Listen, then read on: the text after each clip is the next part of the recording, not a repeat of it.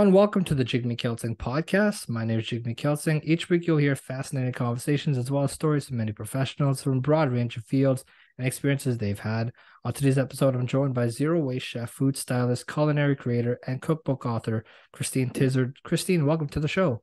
Hi, I'm so glad to be here. Thank you very much Thank for you so much for joining me. I came across you when I was watching Best Recipes Ever. Oh, geez. Okay. Yes. Yeah, those good old glory days. Those Yes. good old days. Yeah. Yeah. What do Yeah. you remember from Best Recipes Ever? You know what? It was probably a couple of the best work experience years of my life. I do have to say, I had a really great team. CBC was lovely to me.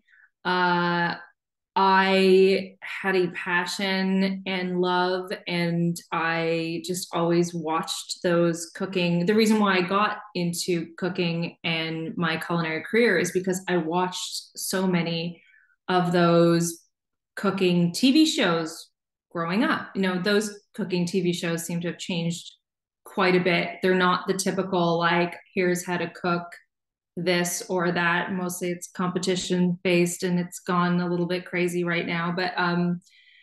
But those cooking shows I just loved, and to be able to work on one and do that was amazing. It was really, really great. Yeah. Well, yeah, I think that, like, obviously Best Recipes Ever has so much great food. I mean, what can go wrong? I mean, from There's the what strawberry, what was it again? The strawberry, the chocolate thing? What was I it? don't know. Well, okay, so The Charlotte. It was a strawberry Charlotte. The Charlotte. We did a lot of episodes and a lot of recipes. And the typical shoot days were, if I recall, we were 3 days on and 2 days off. So 3 days during the week, we would be cooking. And in those 3 days, we would do 2 to 3 episodes. So that's like a lot of recipes packed in one day. And if you were to ask me to remember one particular recipe or one particular show, it would be very, very difficult, I think. No, listen, I think that these are just so different times that I think everyone just forgotten a lot of things, to be honest. I think we're just on a hectic schedule. So it's fine if you forget things. I mean, I'm as clumsy as you are because just working different things and things happen. But can we talk about your hometown, Newfoundland? Oh, Um, because that's where you first basically got your start and really got. I mean, you were raised there, and that's your hometown. Talk to me about what Newfoundland is like. yeah. So I grew up in St. John's, Newfoundland, which is considered growing up, and I don't know if this is even appropriate anymore, but growing up, you were either a townie or a bayman. Those terms that probably are not appropriate anymore. But going to school, you either grew up in town or you grew up around the bay. So I was considered a townie. That being said, I spent a lot of time in my youth. We had a little house around the bay, so it's like the exact same thing as like going to a cottage, except we go around the bay. I don't know why we didn't call it cottages, but anyway. So yeah, growing up, yeah, it's Newfoundland. It's beautiful. It's small. We're pretty isolated. I left home pretty early. I think I moved to Toronto in my late teens, like 18, 19. So I was out of there pretty early, but I do go back whenever I can. My parents now have passed away, but I had like aunts and uncles and good friends still back there. But it's lovely. It's lovely. I do feel like, though, someone asked me this the other day why I left home so early, and I had to think about it for a while, but I don't know what it was. But ever since I was a little girl, all I wanted to do was see the world. I wanted to leave and see as many places as I could. So I felt like this urgency of leaving the small town life and, moving to the big city type of thing. So, yeah. Mhm. And you were just saying about Newfoundland being such a small town. Um, why do you feel it's so special to be living in such a small town?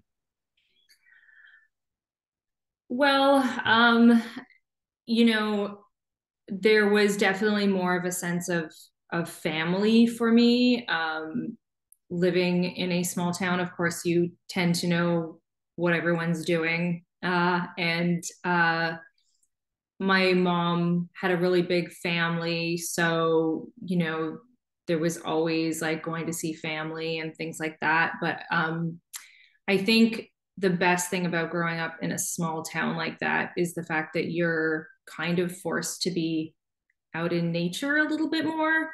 Like winter is pretty tough and the weather is pretty crappy, but I spent a lot of time outside, going on hikes or just going on walks or things like that. So I don't know.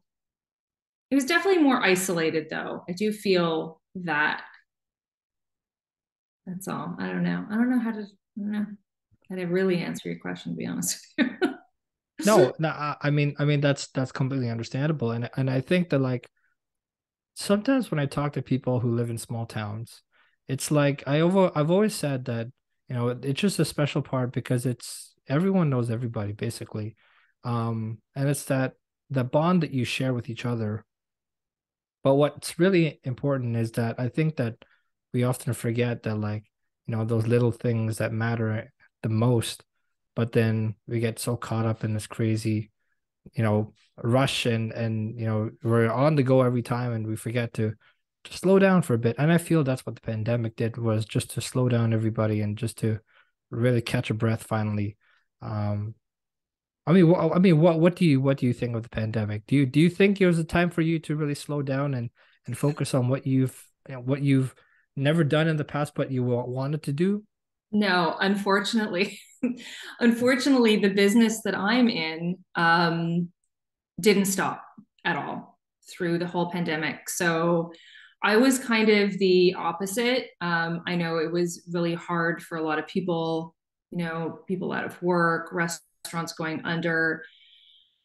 It was really difficult to watch. But I'm in a weird aspect of the culinary industry where I'm not a chef. I'm not a chef that works in a restaurant, um, but I do food and culinary for advertising.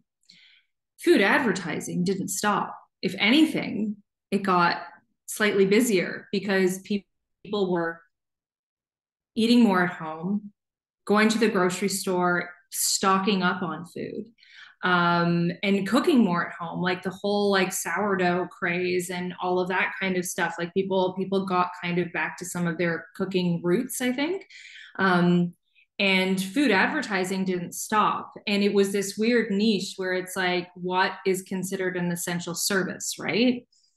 And when it came to like things like food packaging and things like that, it still fell under the umbrella of an essential service. So, I mean, we did scale back in a weird sort of way. We didn't go to, a big office with lots of people anymore and set up shop and stuff like that. It would be like me and one photographer and maybe one client, but everything turned to Zoom. But because I still had to physically be on set to cook food, to take photos and take videos, and to do these TV commercials that are still considered essential, it just kind of scaled right back to a skeleton crew. But I didn't stop at all. If anything, it was really, really busy for me because also then people are getting sick, people are calling in sick, and you're going to replace people. So I didn't get any kind of downtime at all. Hmm. Well, that brings me into my next topic, which is before you became a chef, I was doing my research, and you were doing something in regards to acting, Yes, yeah, HBO, ABC Family. that's Um, can you talk to me about those good old glory days? Little Glory Days.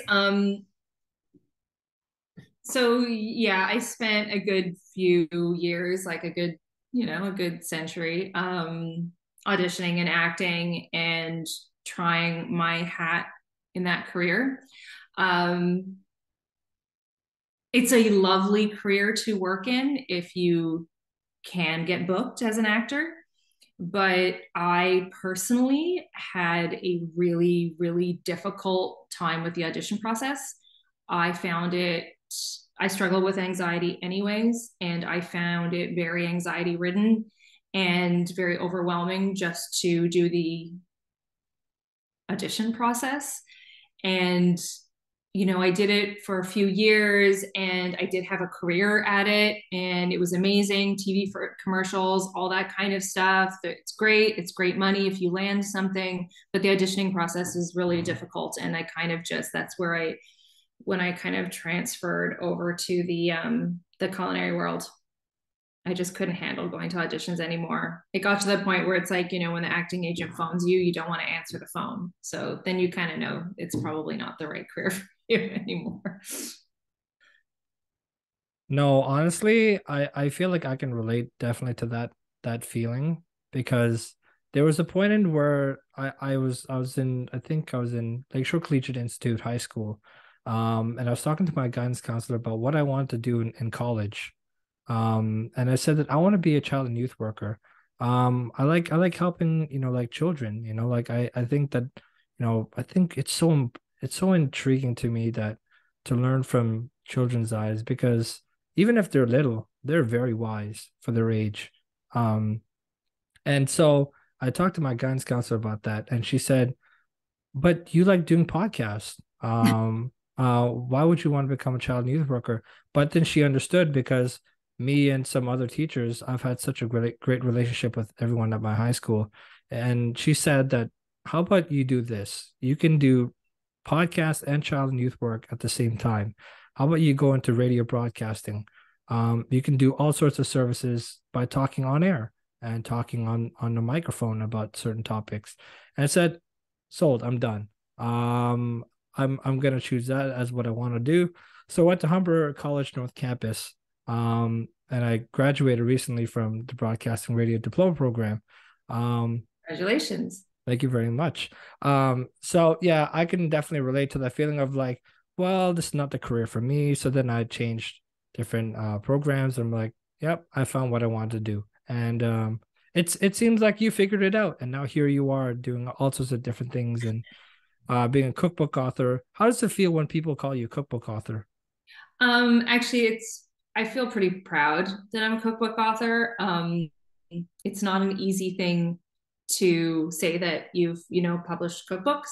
And it's a lot of work. And it's nice to know that you decided to do something, you pitched it, you went through it, the whole process, you got a publisher on board, you got an editor, and then you work for 3 years and you don't give up, and you keep on chugging through and chugging through and chugging through, because there's so many times through a process of writing a book where you're like, I just don't know if I can do this anymore, or is this book relevant anymore?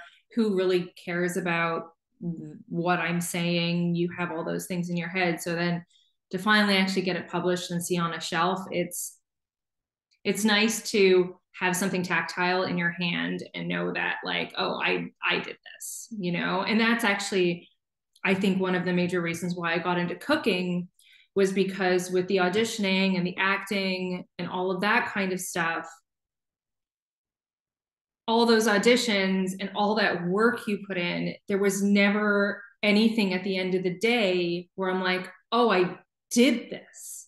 Unless you get a part in a movie and then you see it on the screen, which is like, then it's kind of like winning the lottery.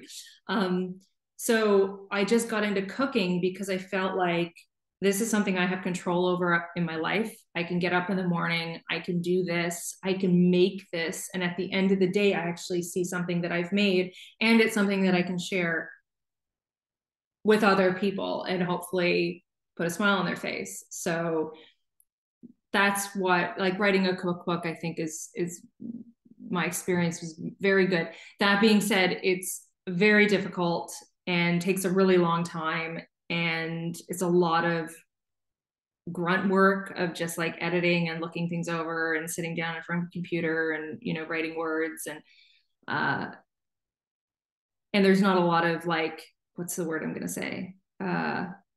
Money involved. Like, you don't make money unless like on cookbooks, like unless you're Ottolenghi or some real famous chef or TV personality or something like that.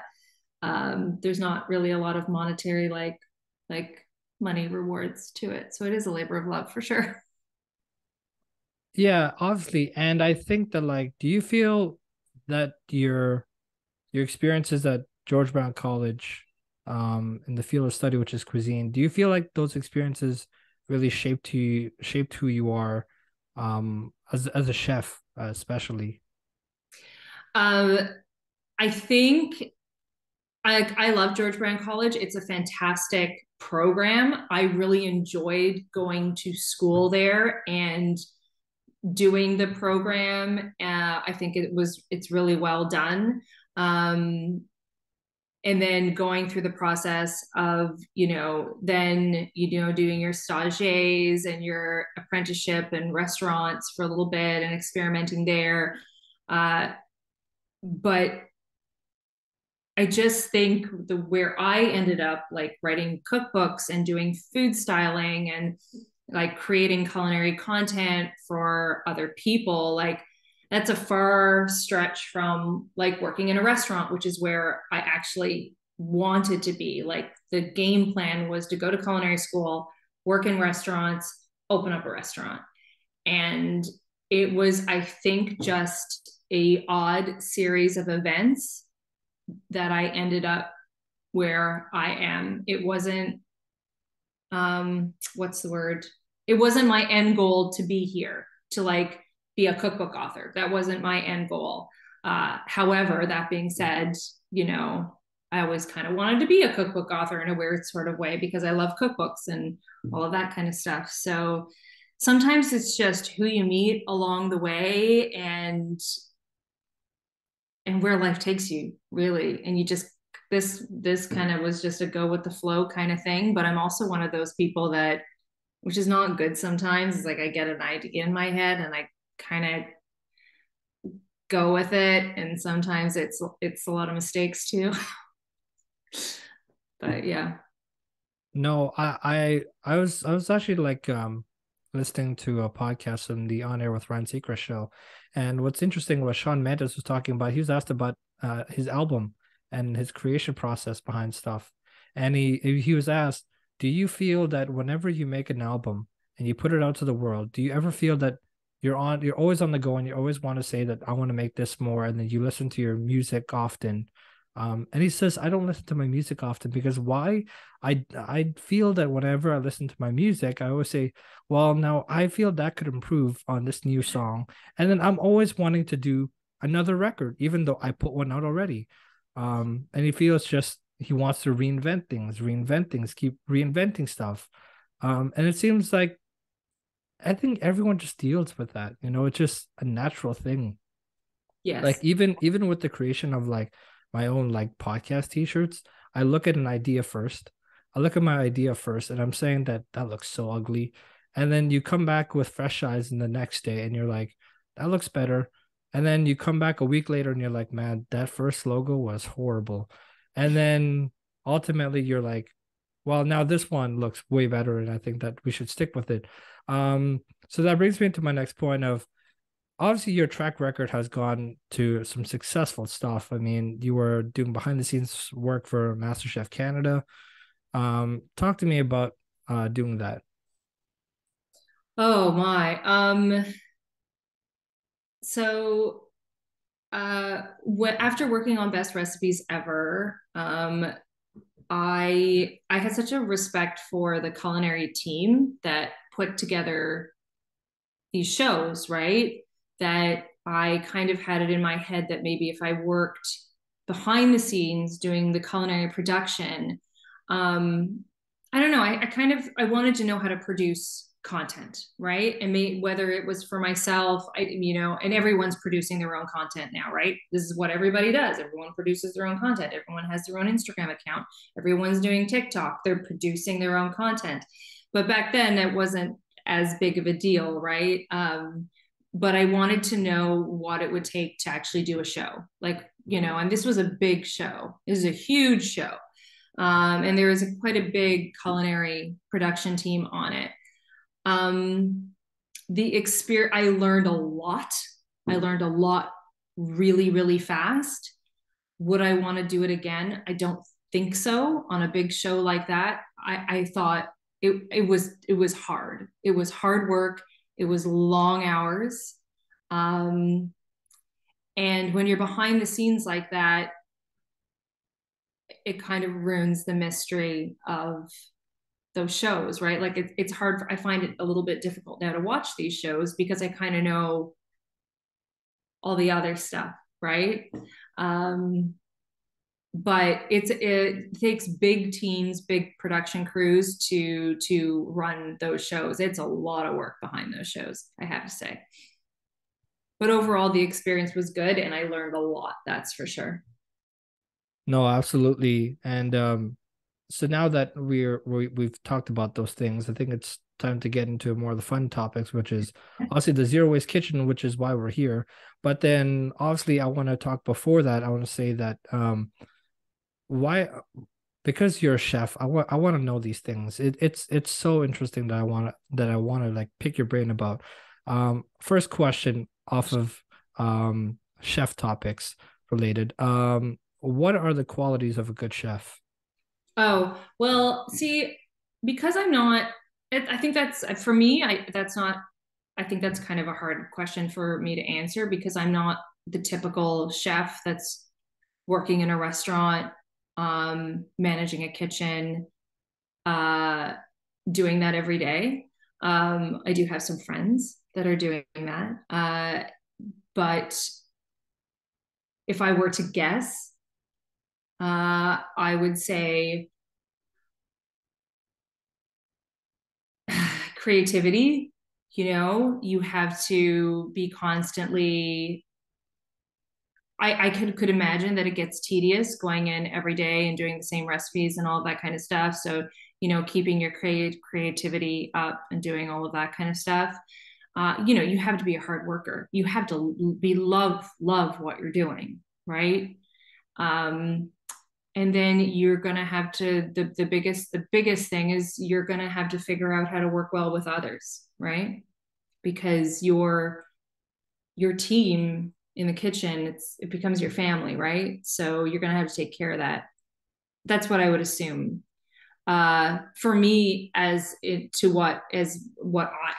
little pocket of what I do as a chef, a food stylist, a cookbook author is that I have to always be able to kind of switch gears. So, I never know what I'm going to get. I never know who I'm going to be working with. It's always changing. So I have to be malleable in that way, shape, or form.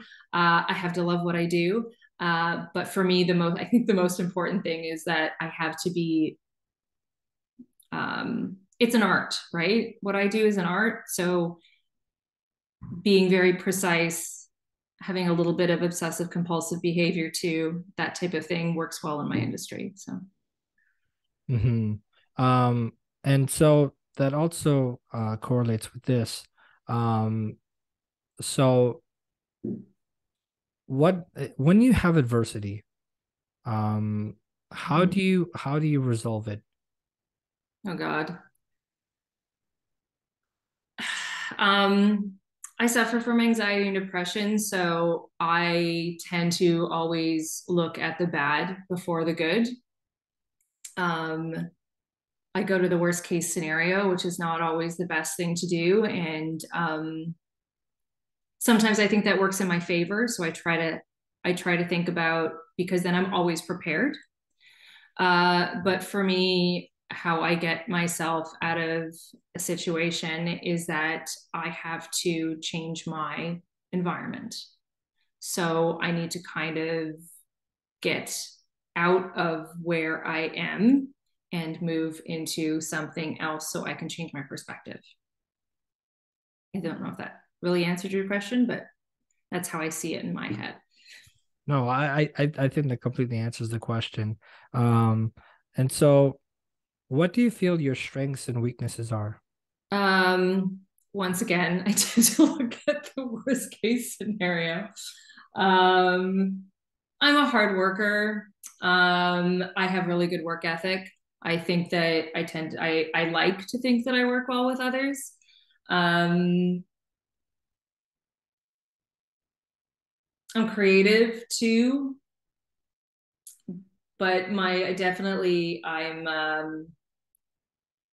can be a Debbie Downer pretty quickly as well. And I also think that sometimes because I am so particular about things, that gets me into some trouble with my friends and family, because I tend to not be able to be settled unless everything is kind of perfect around me.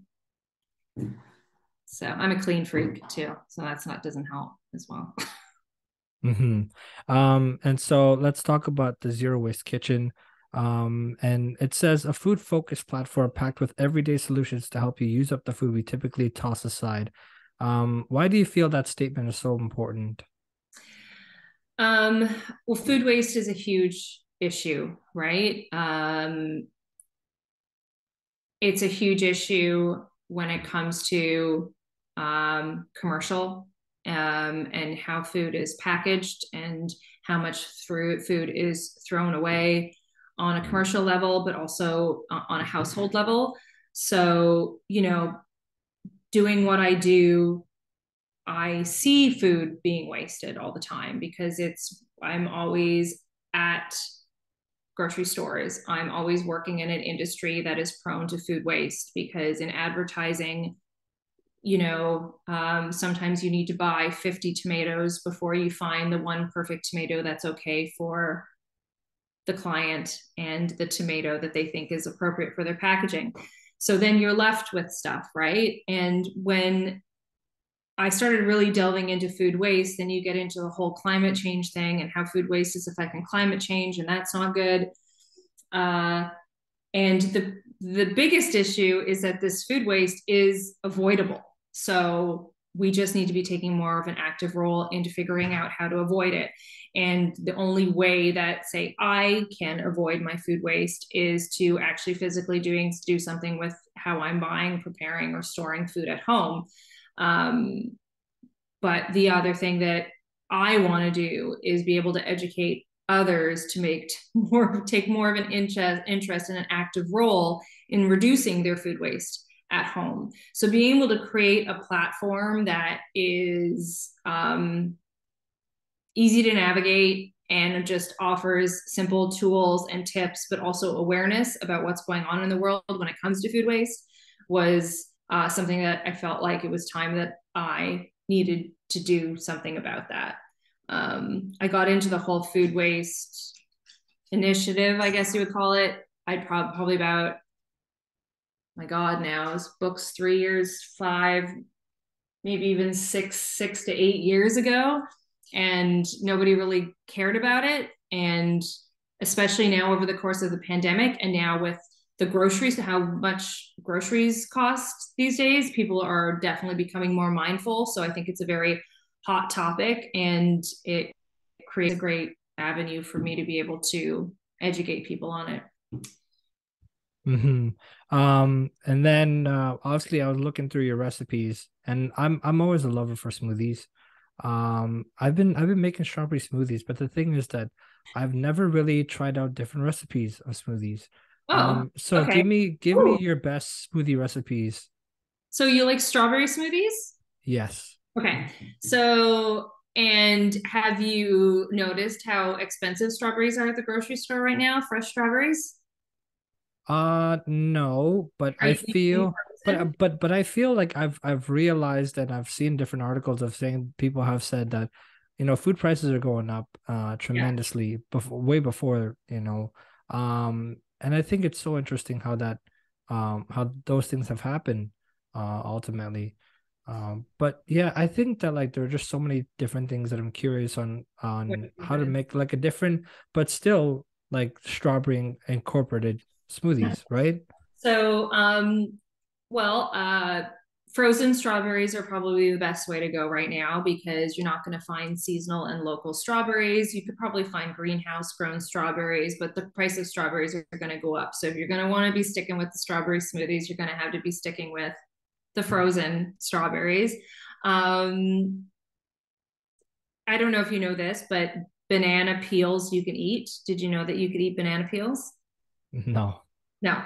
So if you put bananas in your smoothies, um, you can also eat banana peels. Now they're not great if you were just to eat the banana with the peel, but the peel has a lot of fiber and a lot of nutrients in it that the bananas have as well. So if you wanted to add more fiber to your diet, you could easily chop half a banana, but keep the peel on it and throw it into your smoothie.